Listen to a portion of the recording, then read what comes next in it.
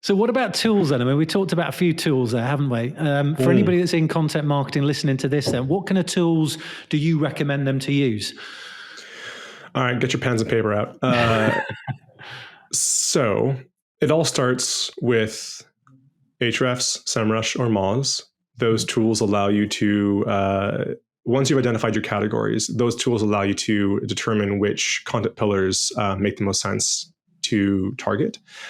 You can see search volume and get your own assessment of intent behind each one. Then you can see support content. The easiest way to do that, by the way, little hack, find a competitor, see what they're ranking for, copy their planning sheet over, their ranking position sheet over, and remove stuff that's irrelevant to you, and then do it better. So that's the secret behind. There's a lot more than that, but yeah. So once you have those tools in place, the writing part of it, we use Google Docs exclusively because it allows you to share and comment and have multiple people responsible for different stages of the content production process.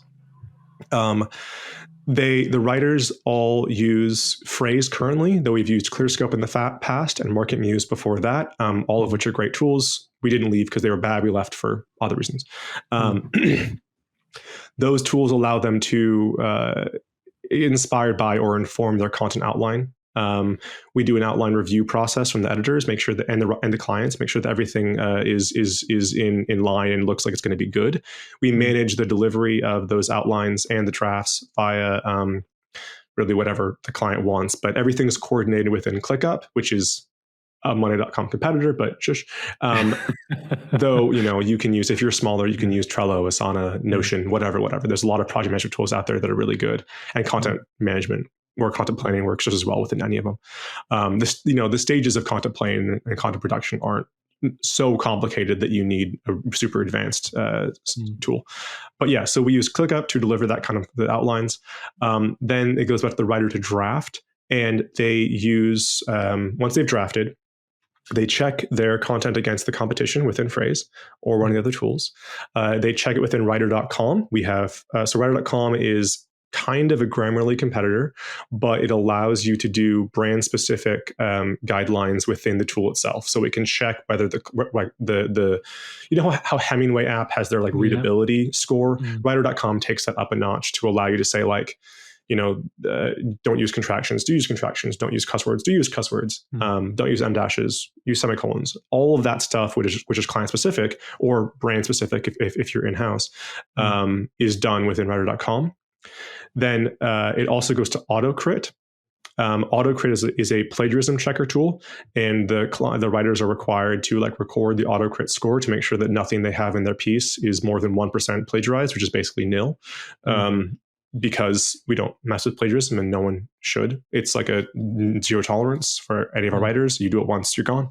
Then the editorial team uses Grammarly to check kind of just flow and make sure that once they've edited it manually, that they haven't missed anything from human error.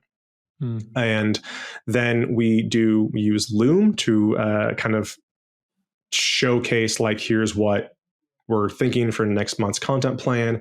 We use Loom for reporting as well, alongside Ahrefs. And then Zoom to talk to you. That's probably most of my stack right there. And how do you track the SERPs going forward then? Do you use Ahrefs then to keep an eye on how you perform? I use Ahrefs across the board. I mean, their tracked keywords tool is great, but the problem with tracking keywords is that if you create a content piece, and maybe it's a support piece, and the primary target for it is project management tools, and then it ranks for project management software, which is a higher volume key phrase, Ahrefs keyword tracker isn't going to tell you that. So I actually use a site explorer, which is domain. It doesn't matter. You don't have to have an inventory to check the ranking positions of all of the content that we produce. I use that and care about that, not just to report on performance to clients, but also to be very aware of our optimization opportunities. So if a URL has plateaued in 11th position for a high volume key phrase, I want to know as soon as that plateau is kicked in, which is about three to 4 weeks of up and down on like an 11th or 12th position, then I want to know as soon as possible so that I can do whatever I need to tweak the content, update the content, add word count, add images, whatever I need to, add links to move it to the first page. And those are often a better use of my time and my team's time than creating net new content. We would optimize what's already there.